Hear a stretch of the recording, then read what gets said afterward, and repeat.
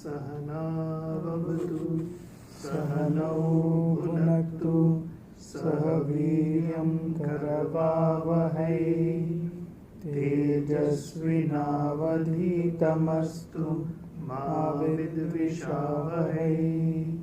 ॐ शान्ति शान्ति शान्तिः।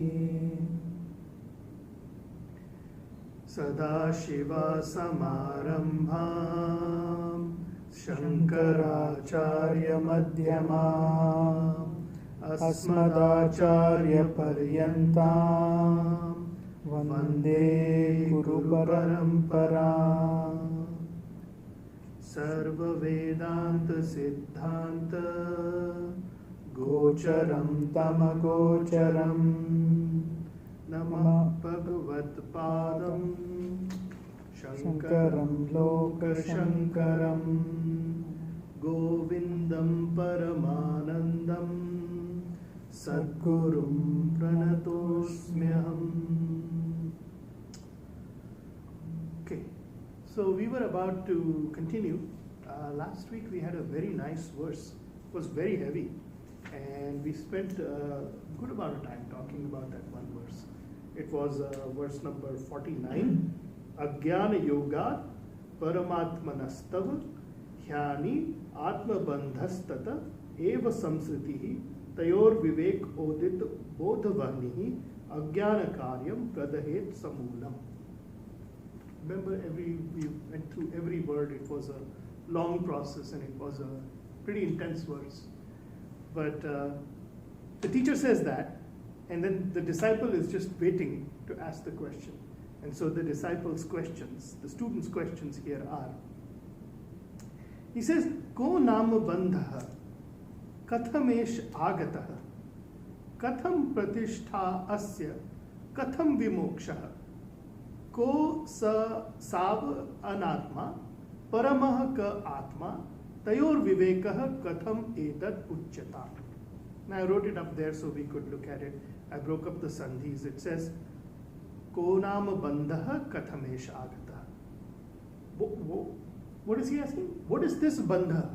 So the teacher said, Agyana yoga, told him all of that, and so he's waiting, he just jumped all over it. And he has pretty much, look at the questions, right? What is he saying? Saying, Ko nama bandha. What is this bondage?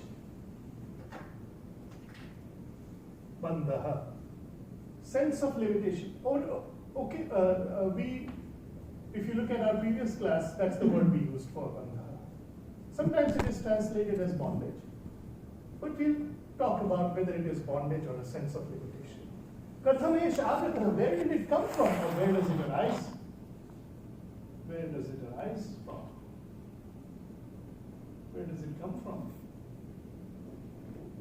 Katham pratishtha asya. How does it get established? How does it take root or get established?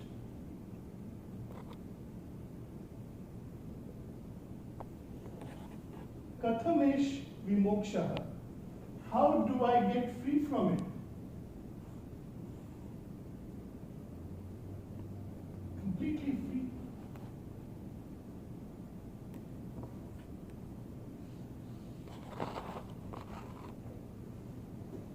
Kaha asav anatma. What is this anatma? What is this anatma?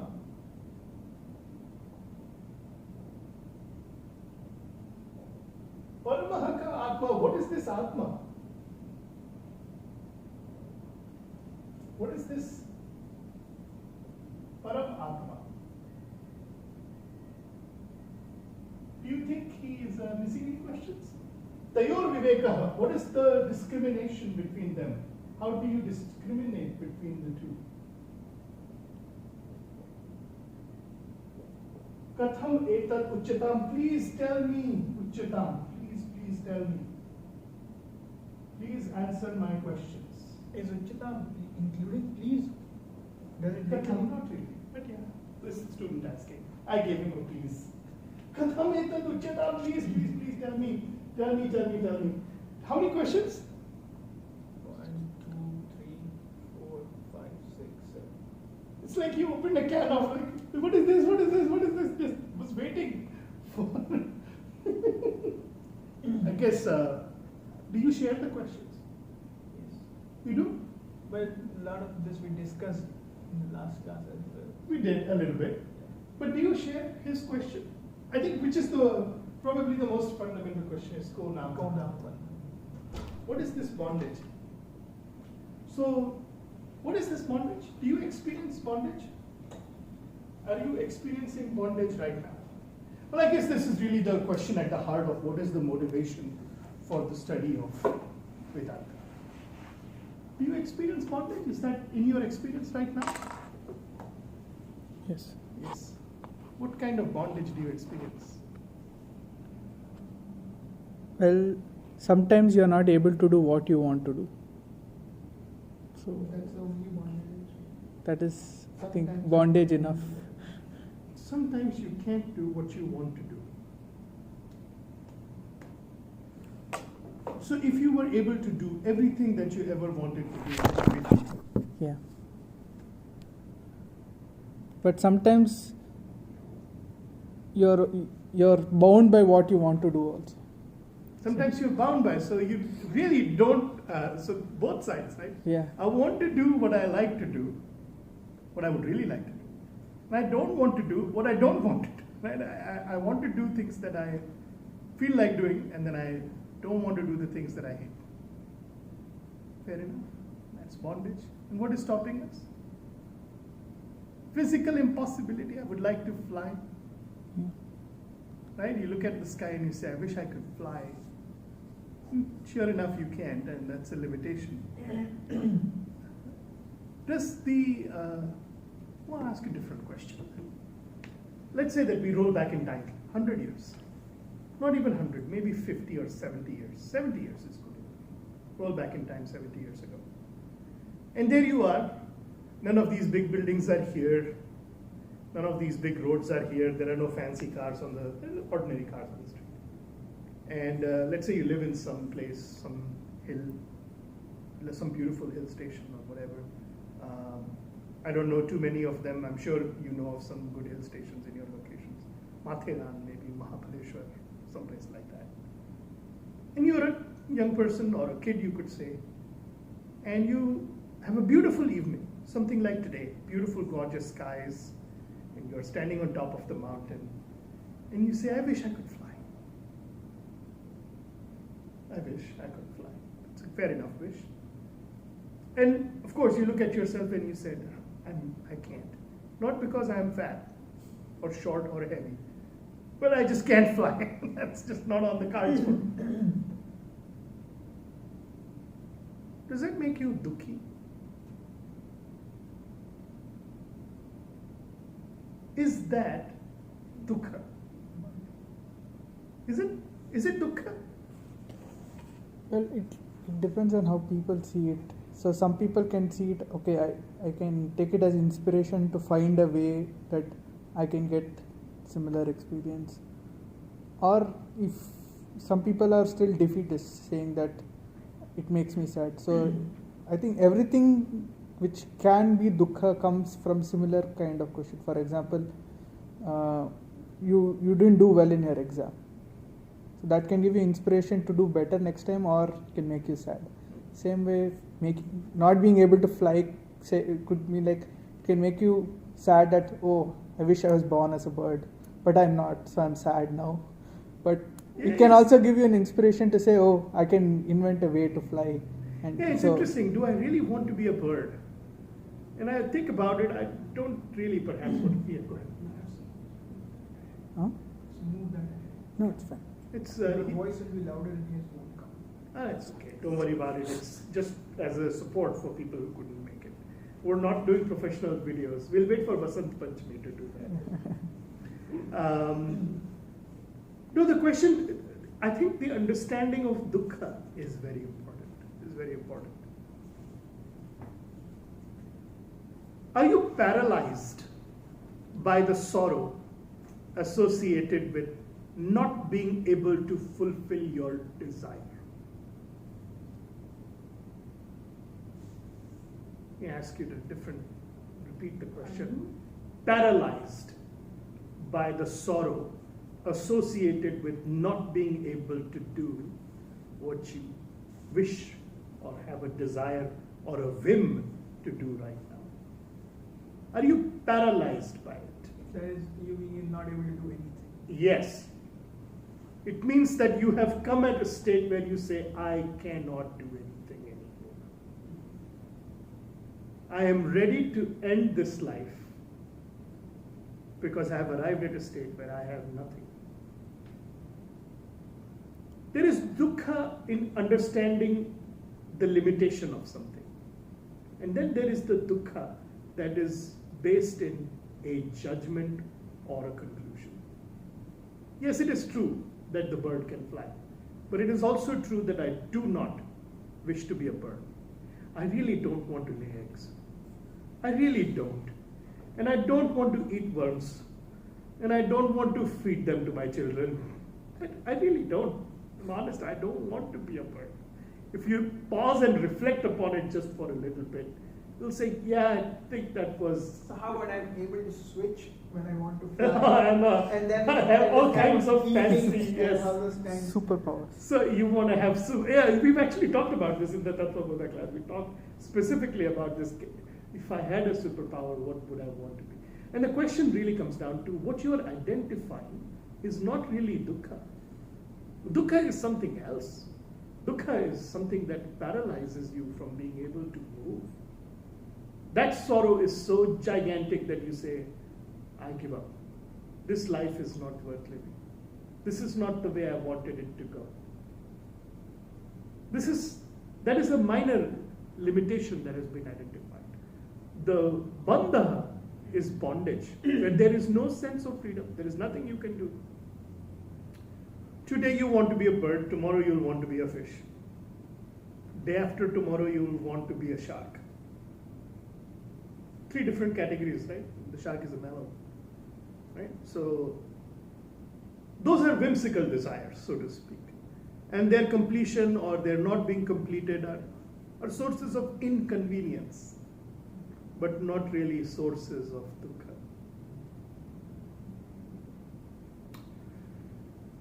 Your loved one passes away. Now I want you to compare that sorrow with the sorrow of whimsical desire.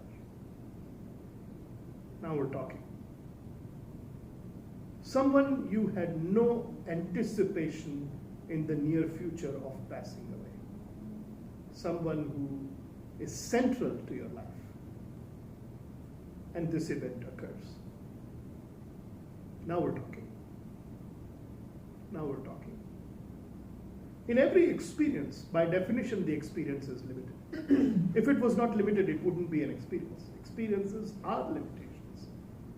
I can experience something sweet, but inherent is that I'm not experiencing something spicy. The definition of the experience includes its limitation.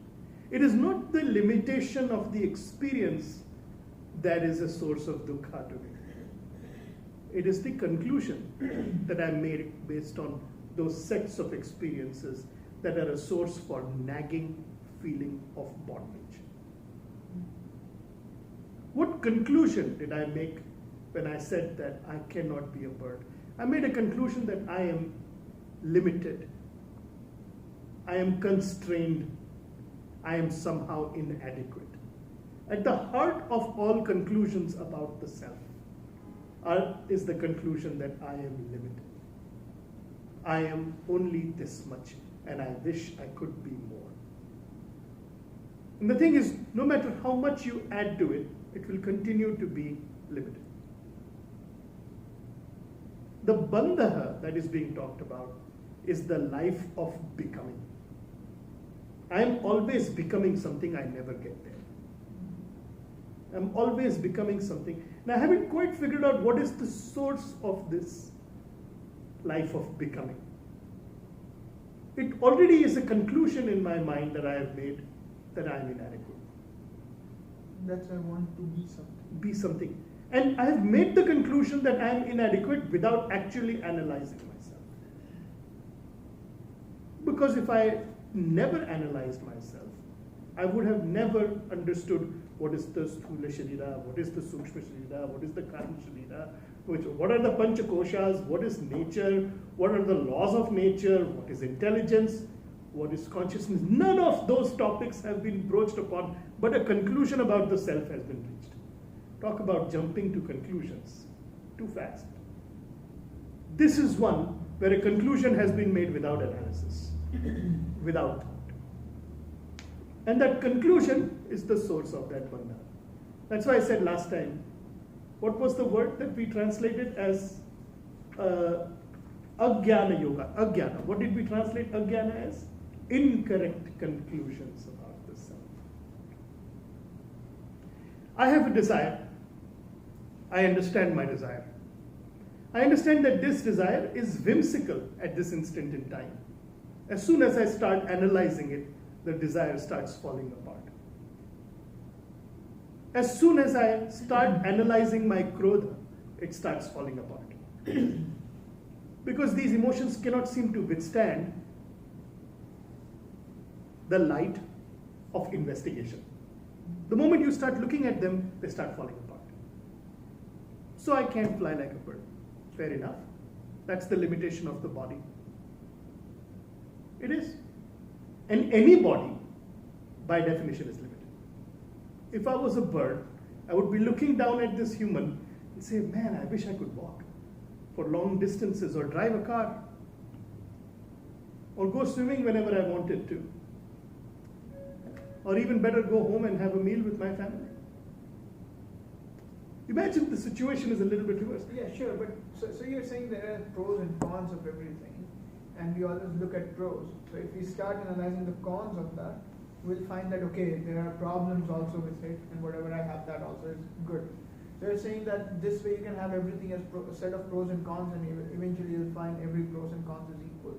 Not really. What I'm saying is that the sense of limitation is about the conclusion that you make without investigation. Yeah, but say, okay, there are problems with bird. I don't want to be bird.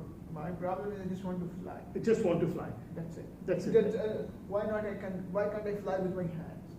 The Fair way enough. kids used to do. Yeah. So I don't want to be bird. Fair enough. Like what you're saying is that I want to have a specific experience. Or like we swim, right? So we never have desire to be like fish. If I want to enjoy waves, I can go in the swimming pool, or I can go in the ocean or sea or anywhere in the lake and then swim and enjoy that thing. So okay, swimming is Now why?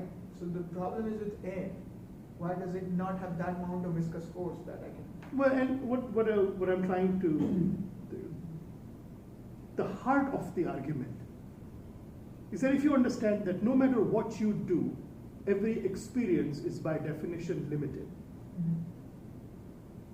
Then whatever experience you are having now is just as limited as the experience you will have next, which will be just as limited as the experience you will have next. Because what you're searching for is, while it looks like you're searching for an experience, you're actually searching for the experience. What is missing in all of this analysis of the experience is the experience. Because every experience by definition is limited. That's the definition of the experience. When you are swimming, you're not flying. When you're flying, you're not walking. When you are eating, you're not doing something. The experience by itself, the totality of experience is limited. Now you will say, I want to replace experience A with experience B. I'll say, fine, I'll do it. Replace experience A with experience B. In a little bit, you will say, I want to replace experience B with experience C. Fine. In a little bit, you'll say, I want to replace experience C with experience D. Fine. See, so you're What's happening here is that you're jumping from the top of the building to the top of the next building. What's happening here is that you're missing that all of these buildings are built upon the substratum, which is really where you wanted to go. You're missing Because by definition, every experience is limited. It starts off by saying, yeah, this is a really good experience. If it was the perfect experience, you would never want it to change. Ever. Ever, ever. It'd be like, what's that movie? Hedgehog Day? It's the same day again and again that person keeps living. The same day. Same day. If the experience was perfect, I would never want it to change. And if I want the experience to change and I'm looking for better and better experiences, by definition, every experience is limited. And the sense of limitation is biting at me. That's why I wanted it to change in the first place. Why did I want it to change? I wanted it to change because I had made a conclusion that this is not perfect. This conclusion, as I've said before, is not verbalized. Why are you saying it's not perfect? It is perfect. It is perfect. Good, but I also want to experience that. Yes. Yeah, and the thing is, you keep experiencing 1, 2, 3, 4, 5, an infinite number of experiences which will never ever be stable. But what's wrong with that? Absolutely fine with, as long as you are just trying to shift from one experience. In this case, you have no bandhana, but you will come to an experience which you can't have all of a sudden. And then you'll say, oh, I'm limited. It's not a question of I am limited, it's a question that every experience by definition was limited. And is the search for a limited experience or not? That is the question on the table. And that's why the student asks, Ko naam bandhana, kathamesh agata? Why am I bound to search for experiences? Why do I feel compelled towards my ragas and dveshas, towards my likes and dislikes? Why do I feel compelled to change this experience to something else? What is that compulsion that asks, let's try another thing, let's try another thing, let's try another thing? And underlying in that is the conclusion that this experience is inadequate and therefore I am inadequate. The conclusion about the experience is superimposed on the experiencer. The limitation of the experience is imposed upon the experiencer. Does that make sense? Does that make sense? The experience is limited. It has to be, by definition, it is limited. But I superimpose that limitation on the experience. When I understand that that experiencer is limitless, after that, you can give me 1,000 experiences and I won't care. Because I understand every experience is limited. Good, bad, or otherwise, it is just an experience. It will never be as complete as the experience. So you're saying, like, now since I cannot fly, this is limitation of the body. And I'm experiencing that body. And so this is the experience, limitation of this body, that this body cannot fly. Correct. But I can fly. It's just this body cannot fly. No. The reason why you want to experience fly is because you are moving from experience to experience, because you have concluded that you are limited. Why do you want to fly? And I have no issues with you wanting to fly. And there is no issue with you being, tomorrow I grant you the wish, fly. You will fly happily, there's no issue with it. But as you fly, you will be flying at certain speed. And I'll bless one person, in this case I'll bless him to fly 1 meter per second faster than you. And that's it. All the joy out of your flying will be gone. Because he'll be flying ahead of you, a little better. And all the joy is gone. Where did it go? Where did it go? The experience was limited. It always was. But the limitation of this experience, when it is superimposed on the experiencer, that is bondage. Because you have made the conclusion that the experiencer is limited. Yeah, exactly. That's what I was saying. But if you know that the experiencer is not limited by the experience. Can experiencer fly then? How is it not limited? So, let me explain a little bit differently. When you fly, the flight will occur in the presence of the experiencer. It's like asking, what is the size of space? Well, how do I answer that question? The concept of size does not apply to space. And then, of course, you're saying like the concept of flight does not apply to the self because the self is already there. Flight is from point A to point B. Space itself, as when you are at point A, your awareness of point A is covered by that same experiencer. When you are at point B, that experience is covered by the same experiencer. In the process of flight, every single second and every single perception that you go through is covered by that experiencer. The experience will say, I was already there. What do you mean that you made me fly from point A to point B? I was always there. The saying goes, space is faster than wind and stationary at the same time. True. How fast does wind need to blow to get there before space? How fast? Space will say, put everything, put all your might into it. Fly as fast as you can, Mr. Wind. I am already there. I was there even before you started. Because the concept of this does not apply to me. I enjoy a higher order of reality. So no experience is ever going to be Purnam, because the Purnatvam belongs to the experiencer. And every experience by definition is limited. And the conclusion about the limitation of the experience, when it is superimposed on the experiencer by mistake, an incorrect conclusion has been made. And this incorrect conclusion, nobody sits down and does this analysis and makes this conclusion. It's somehow inherent in the functioning of the jiva that this incorrect conclusion, this ajnana, is part of. And the process of viveka is the ability to discriminate between the limitation of the experience and the lack of any qualifications in the experience. Then I have to ask you the question, are you the experience or are you the experiencer? You will say, I am the experiencer. Of course I am. I am every time I am. Then can I ask you, do you realize that Akshay is the experience, not the experiencer? Now that part is the tougher one to make. Everything that you are experiencing in this instant of time, including your jiva, including your sense of self, including your sense of space, time, awareness, continuity, intelligence, everything is an experience, including the individual that you are. And the experiencer is free of all of them. Never revealed, has no face, has no gender, is always complete, and is always there, and it's always free. It has never been bound. It cannot be bound. It's your true original face. So when the student says, Ko naam bandha, what is this bondage? This student, the one who's asking the question, actually knows that this bandha is this incorrect conclusion that I have made. Katham eshakada, he's saying, how did I make this conclusion? So in this translation, Swamiji makes a joke. It's just a joke. It's nothing too much to be read into. He says, imagine that a person has decided that he's a cat. And then I have a long conversation with him and I convince him that he's not a cat. Then he's saying, how did I become a cat? Yes.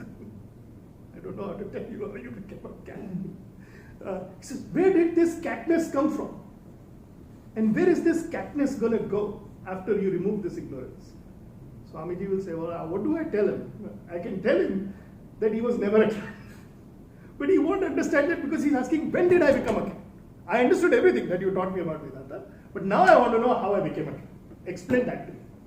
So Swamiji says, okay, I have one answer for you. Maya made you a cat. What else am I supposed to say? I can tell you, you were never a cat. You made an incorrect conclusion that you're a cat. I'm sorry, you're not a cat. So he says, Katham et pradesh, how did it get established? Katham vimoksha, how am I going to get free from it?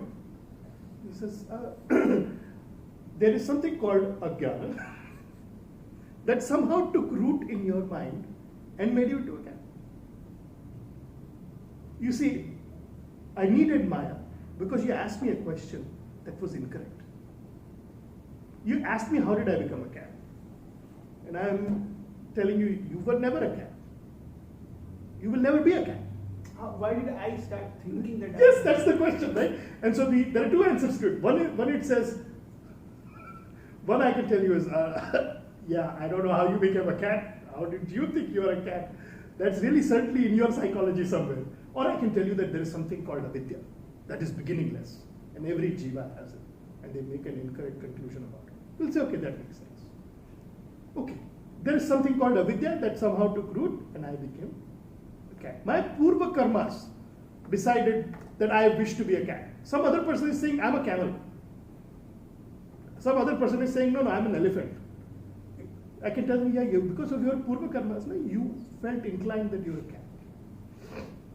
You see, what am I doing? I'm answering questions. This is the story of the 18th elephant, right? How else am I supposed to answer the question? Because the question was based also on an incorrect conclusion. So all of those doctrines have been brought in now. Why? Because the teacher was compassionate. The teacher decided that, yeah, I can tell him, it makes no sense. That's why I was very curious when you said you had gone for the Mandukya Upanishad.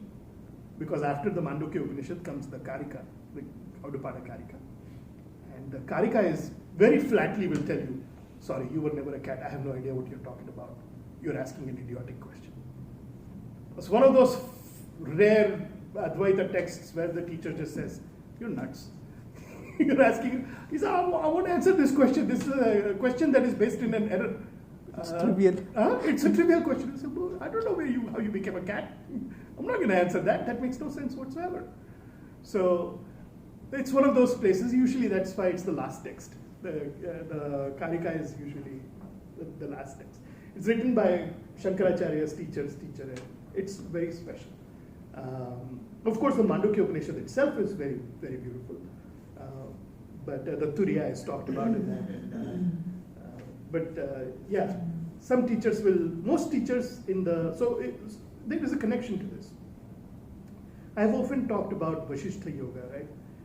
Mentioned Vasishtha Yoga I have a copy of it at home. It's very nice. It's an English translation by Swami Venkatesh Ananda. I enjoy reading it. But the way this knowledge used to be taught in the past was in the form of stories, not necessarily in the form of, explanatory teachings the way Shankaracharya did it. But if you read the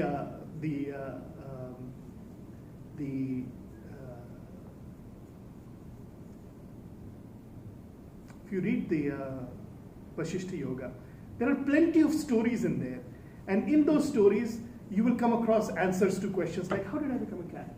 And he'll tell you another story. Within, there will be a story, inside the story another story will begin, and inside that another story will begin. After a little while you will get lost which birth you are in. There will be 3-4 births going on inside, the jiva will be lost.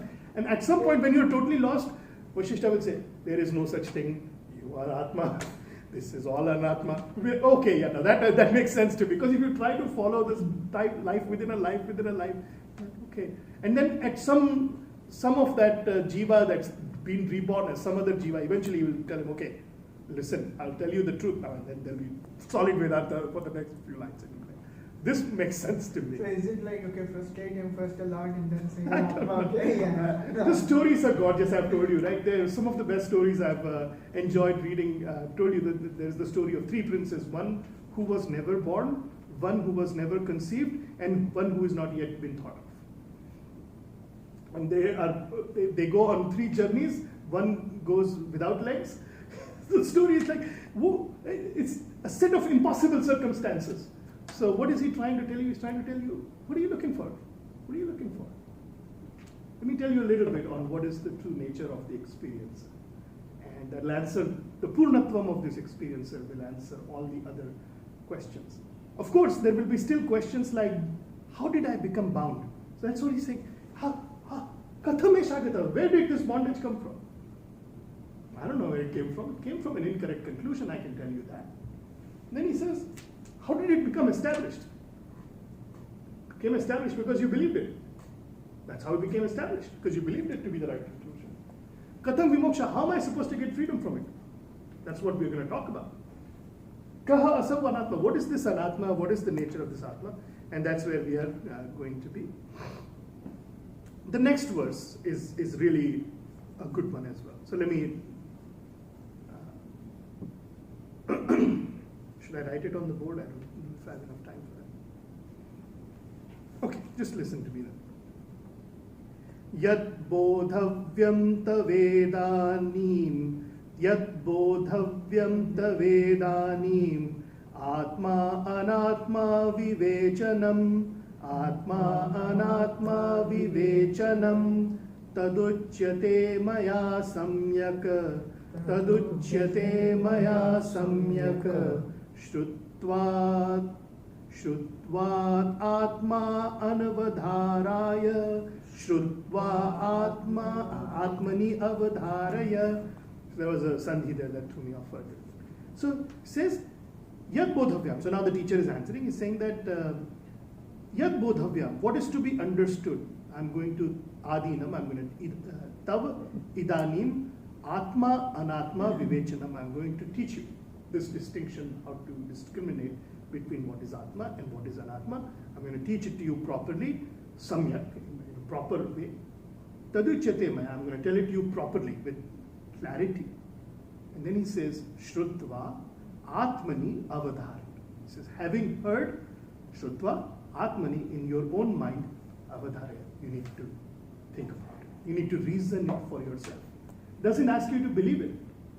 Doesn't say, I'm going to tell you and you're going to believe it. He says, no, I'm going to tell it to you properly and I want you to reflect upon it. I want you to do shravanam, mananam, nitidhyasanam. I want you to think about it and study and arrive at the conclusion on whether it is working for you or whether it is not working for you. If it is not working for you, then there are more questions and more verses that need to be properly understood. I think this is the strongest verse in the entire, it sets up the tone for the study of Hindu Dharma. Because it never asks you to believe anything. Never tells you, believe. I told you, no, this is how it is. Never tells you that. It tells you, I'm going to tell you what it is. I'm going to tell you what is Atma and Anatma. I'm going to tell you what is the Viveka between the two of them. Having heard that, Atmani avadharya. Reason it for yourself. Make sure that you understand it properly. I'm going to tell it to you properly. Make sure you understand it properly. I don't know if you realize how big a statement this is. That it's not a matter of belief, but it is something to be understood. This is unique in the sense that very rarely will you be told that this is not a matter of belief. And you want to watch for it. At some point in time, they'll tell you, just believe it. I'm telling you that's the way it is. It does not. Our text tells us, no, there's no need for belief. I'm going to explain it to you properly, you understand it properly. By looking upon it, Atmani avadhara, by thinking about it yourself. Why is there so much emphasis on understanding it? There is so much emphasis on understanding because that bandha was caused by incorrect understanding. That which has been created by the mind has to be solved in the mind. The bandha is something that is born out of an incorrect conclusion. Its resolution will be in the mind, in the understanding. But understand that when it is present, that bandha is equally illuminated by Atma. And when it is present, the resolution of that bandha is equally illuminated by Atma. Atma is not bandha. Neither does it become enlightened. Who did this bandha belong to then? Or it belonged to the cat. The person who said, I'm a cat, it belonged to the cat. Because the cat said, I'm a cat. Whoever said it, to them it belongs. It is left at the doorstep of that ignorant person who said, I am this limited individual, I am the limited experiencer. The one who made that assumption is the one who needs to be explained this to. Atma never says, because it equally blesses. Remember, paralyzed by sorrow. You are facing a circumstance, and there are many such circumstances, or a few in your life where you will be paralyzed by sorrow. Cannot take a step forward, cannot take a step back. Whatever you have built has been destroyed. Right there in front of you. It is burning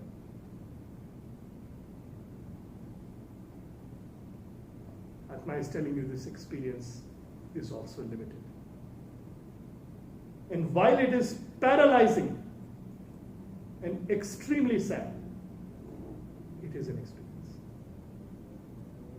And it is occurring in the presence of that same Atma, in whose presence you are going to have the most exhilarating experience of your life. they will both be equally illuminated. You will be aware of both the experiences, they will occur in front of you. And you will be none of them. That understanding of the Satchidananda Atma is the one that frees you from the bondage. Because no longer are you bound to the experience. You recognize the experience for what it's worth.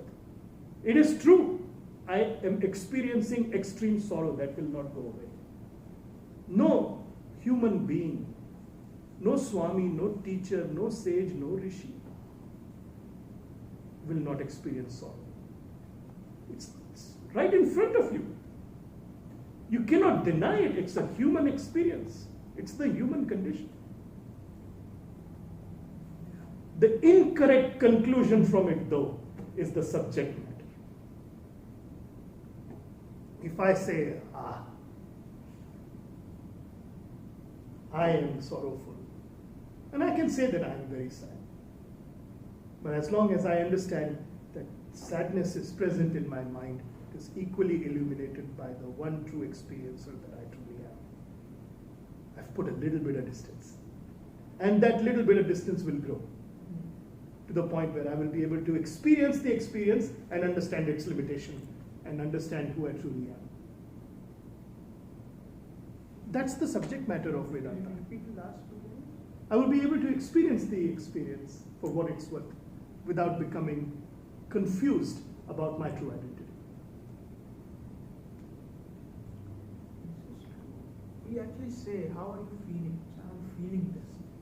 Yes. But I am not that. Like, I am not sad. I am feeling sad. This is amazing. Very well said. Very well put question because, and I'll give you an example in language how it tricks you up. Language is a very important thing. Language can influence how you think about certain things. Have you ever seen a gold chain? Yeah? You've seen a gold chain before, right? Which is the adjective and which is the noun? Which is the adjective and which is the noun? Chain is being of gold or gold is being... You tell me. Was it a gold chain or was it chainy gold? It's a chain made by gold. Is it? Chain The gold will say there is no chain. Where is the chain? The gold will say which part of this is chain. Yeah, but the chain cannot say this, right? The chain cannot because it is chainy gold. The gold was the gold, but the language tripped you up. You called it a gold chain.